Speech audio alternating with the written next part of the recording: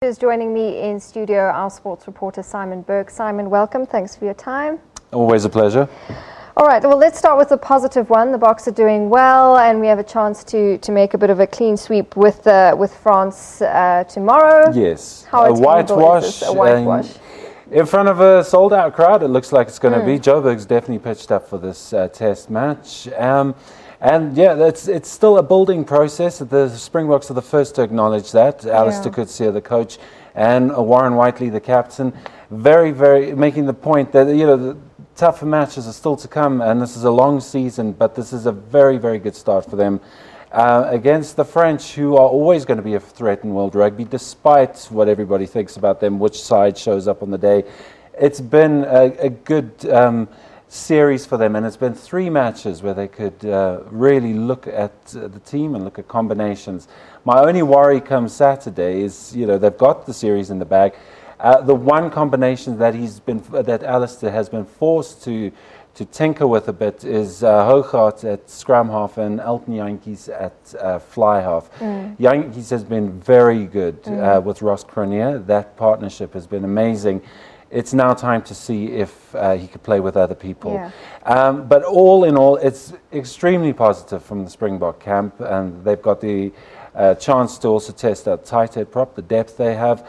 It's the kind of comfort zone that Alistair Coetzee just didn't have last season, but he has now.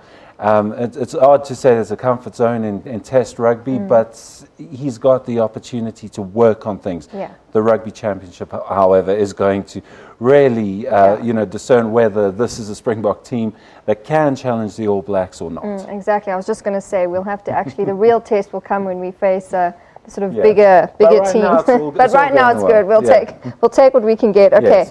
The SAA side is playing against the French Barbarians at the Orlando Stadium. Yes, and it's good to bring that kind of a match to Orlando, to the Orlando Stadium. An amazing facility. We remember that the Bulls made it their home around about 2010, 2009, 2010.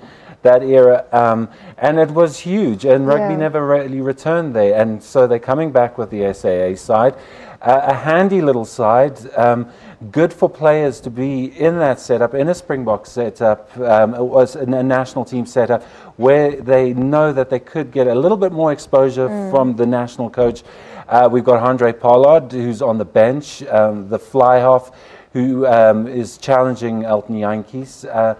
So it's an interesting matchup, but it's very good, and it's very positive for the country to have this type of setup, and it should continue. I mean, the next time the Springboks have a series, there should be these kind of SAA matches, because it just makes sure that all the players, like a group of 50, know that they're in and around the national team setup, and there's something to aim for. And it's not just the practice field where they have to be, knocking their heads and trying to be noticed. Yeah, absolutely.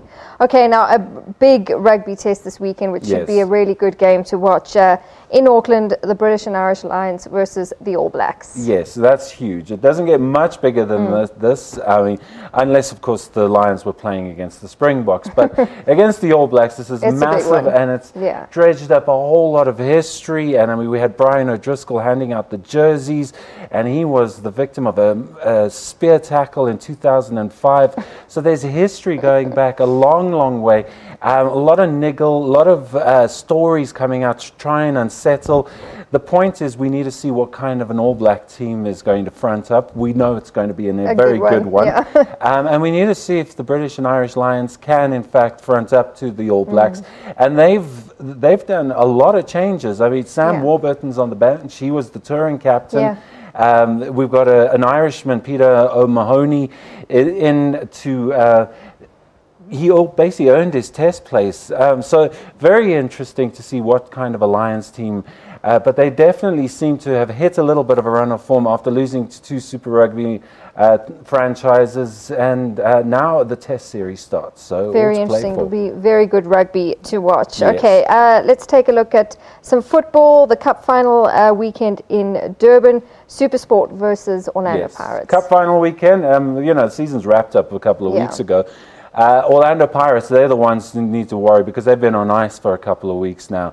Now they have to play a cup final. SuperSport United have been playing continental football, so they might be still up to scratch with, but it'll be interesting, definitely. SuperSport United, they're the defending champions. They're playing a repeat of last year's final as well.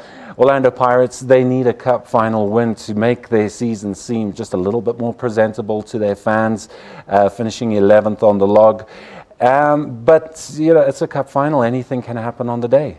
Simon, thanks so much. We have to leave it there. Unfortunately, we can't, or fortunately, maybe we can't talk about the Proteas. Well, you can talk about the Proteas in your show later. But Simon, thanks so much. I don't want to talk about them. So, no, but we have